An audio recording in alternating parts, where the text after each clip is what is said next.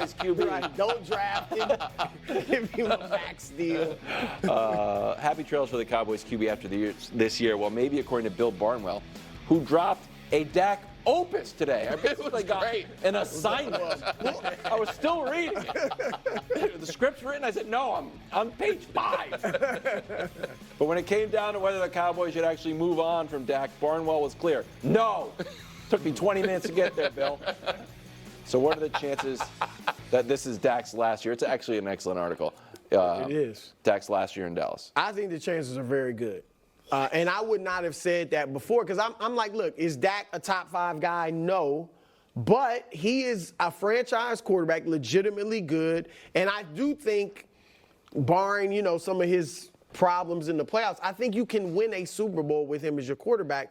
So, of course, I would think they keep him. But when I look at the way they've handled things this summer, the time to sign him was earlier. Mm-hmm. All right, the price probably wouldn't have been as high, and you would have been able to sign some other players to make your team better.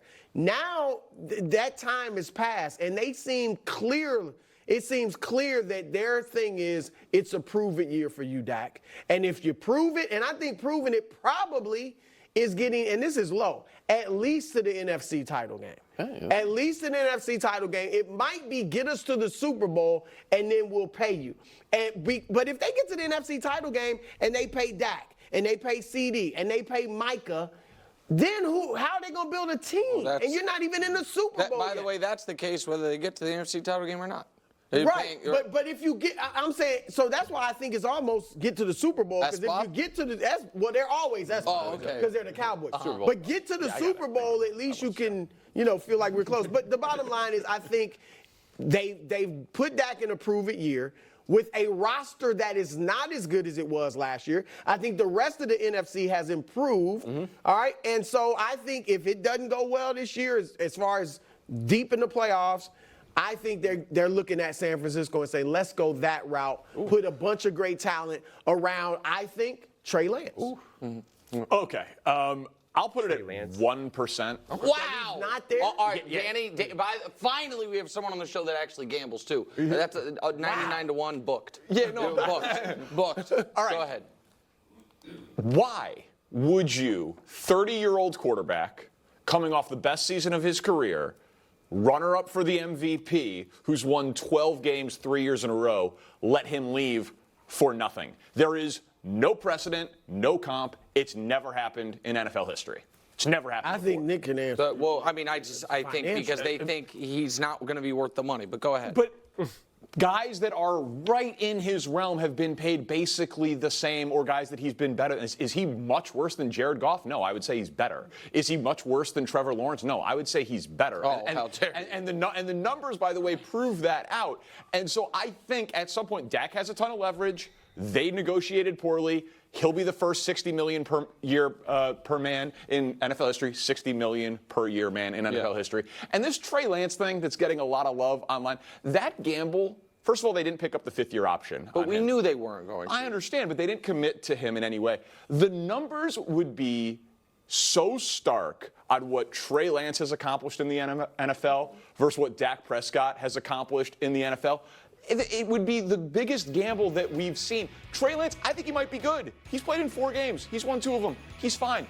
Dak Prescott is a legitimate, you say he's not top 4 or 5. Okay, he's definitely top 10. And he's in his prime. Right. Moving on from him for Trey Lance would be crazy. But it would be crazy. Like you know what it would be like? I'm sorry to interrupt. No, you're fine. It would be like moving on from Kirk Cousins for J.J. McCarthy. Whose side of the screen would be all blanks. He's 35 years old. Right, but my point is, 5 years older. It would be moving on from a veteran that you think has peaked and is now costing more than his production for essentially a rookie. Because Trey Lance is younger than Michael Penix. Yeah. He is younger than Bo Nix. Like, I have been called the Trey Lance guy. I don't think that's fair. What I said, I picked him to make the Super Bowl. Well, then right, Trey Lance but that was because I believed the Niners could literally make the Super Bowl with anyone at quarterback, proven by this past year. But that's neither here nor there. And so I would ask this: let me show you some numbers. If these were Bo Nix's first 2 career starts, those were his numbers. would you be optimistic about, what he could be?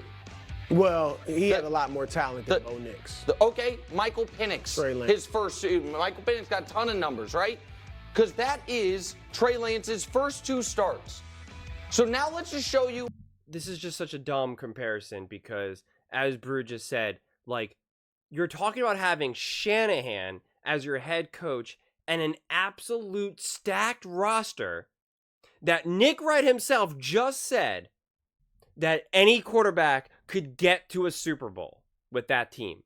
So if that's the reality, if any quarterback can get to the Super Bowl with the 49ers, yeah, you'd expect a lot better numbers than that right there. Let's be clear. Not to mention, if we trust Shanahan as a great offensive mind and he said Trey Lance is not the guy, maybe that's worth something. That is his first 2 starts. His rookie year numbers, we can show you them in their entirety. It's 6 games, but that's a little misleading because 2 of the games he played 1 snap. He played essentially 2.5 games. He was on a good trajectory. And he was. And then he played in this. We can show it to you. He played in the monsoon game. Brew, hold on. Let me. What, Brew? What are you grabbing? Go ahead. You're trying to move. Please don't make this a Brock Purdy conversation. No, I'm just. I'm going to. This game, no, I'm just telling you, he had a rookie year where he played well when he got the opportunities. I know, but then he played in the monsoon, and then he broke his leg. The point is, the idea that he is why are you doing it? You acted like Trey Lance was something special in San Francisco? No. I am acting like he has been written off as a 0. And I think that there is no evidence that he's a 0. But Kyle Shanahan is the quarterback genius, and he's like, I can't make it work. He got beat out by Sam Darnold for the backup. So that part, for the record, he clearly got beat out by Brock Purdy. Now, I think for that side of the table, that's no longer an indictment because you guys think Brock Purdy's excellent. Yeah, the Sam Darnold thing I reject because if Brock Purdy is going to be your starter, you need to have a backup that runs that type of offense. They were running a totally different type of offense for Trey, and so that made more sense. That wasn't about, do you think that Trey Lance is worse than, the Sam Darnold is better than Trey Lance? Yes. I mean, it's hard to measure Trey Lance. What I saw was not very impressive. And so the point that so to get it back to Dak, I think that if Trey Lance, I think that the Cowboys are stuck if they give Dak Prescott $60 million a year, and there is a possibility that they can get 60% of Dak Prescott for 5% of the cost. That's where that is massively valuable to keep the rest of the players. Okay, so that I agree with in that regard. And that's what I've been trying to say. This idea, I mean, first off, he's outrageous, the guy from Chicago. This idea of how he loves talking up Dak. He's did that before when he was there, about a month or so ago, talk about how great Dak Prescott is. And he just uses the numbers as a reference when it's just what are we talking about here? We can't just use the numbers as evidence as to if someone is good or bad. And the perfect example of this right now is Patrick Mahomes' numbers were all down last season. Does that mean that he was a bad quarterback last season? Obviously not. So it's just nonsense. And I'm not going to go on the whole rant about how Dak Prescott feasts on the bad teams and doesn't play good against the good teams and loses against the good teams. He never shows up. And if that's the case, he is not worth $60 million. Dak Prescott is not better than Jared Goff, okay? He's just not. And I forget what other quarterback they said outside of Jared Goff. But he's just not. And you're not going to win paying Dak Prescott $60 million. And if you're not going to win a Super Bowl or be competitive to win a Super Bowl, why on earth would you pay that money? You would be crazy to. Patrick Mahomes isn't even getting that amount of money. And you're not as good as Patrick Mahomes. So why do you think you could get paid more than Patrick Mahomes, not be as good as Patrick Mahomes, but win like you're Patrick Mahomes? Do you know how insane that sounds?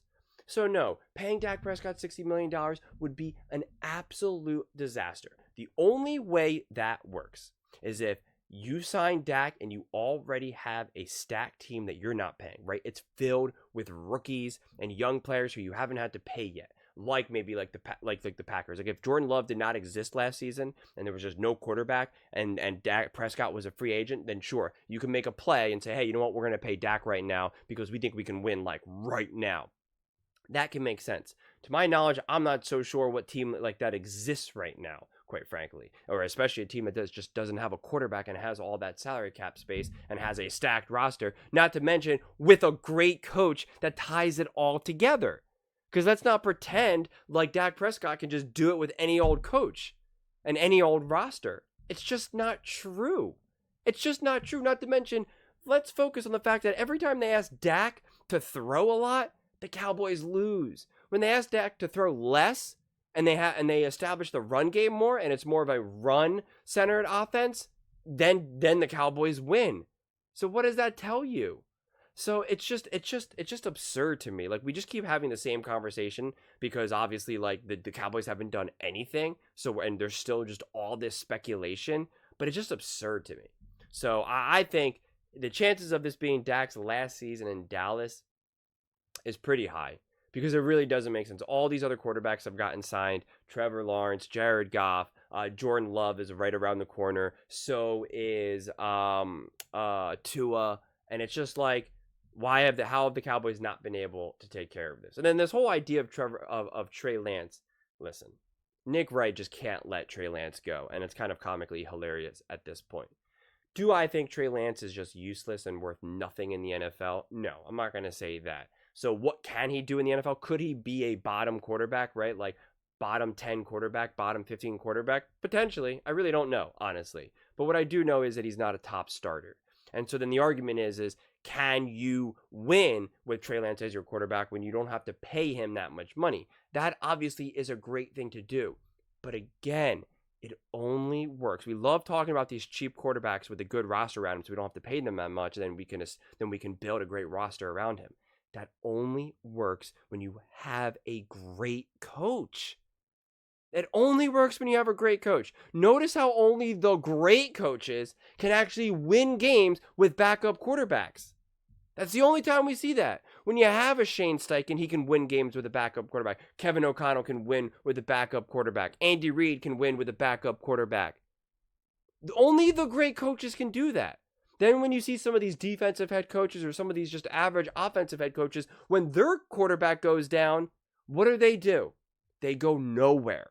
So this idea that you could just get any old coach to do this, like it's one thing if they already had an amazing offensive head coach. Then that argument would hold so much more water, right? But they don't. Mike McCarthy's probably going to get fired. And then who are they hiring? No one knows.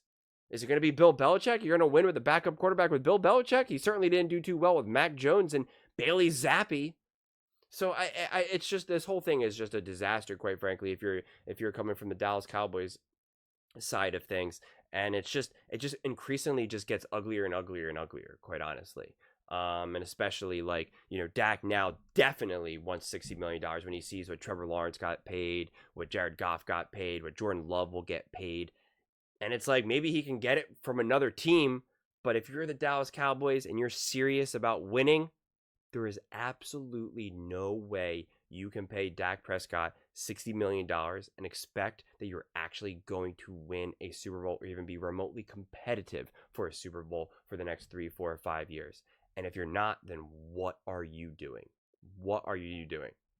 But those are just my thoughts. I would absolutely love to hear yours. What do you guys all think about the chances that this is Dak's last season in Dallas? And should anyone pay Dak $60 million a year? Let me know in the comments below. I read every single comment, so whether you agree with me or disagree with me, either way, let's get in some discussions, let's get in some fights, but ultimately, let's just have some fun. And please do consider subscribing. We are building an amazing community here, and I would absolutely love to see you part of it. I want to build something that we all genuinely feel connected to, something that we're really excited to be part of, and I think we're well on our way to doing it. And please don't forget to give this video a thumbs up, as it really does help with the visibility and the algorithm. Thank you so much, and see you next time.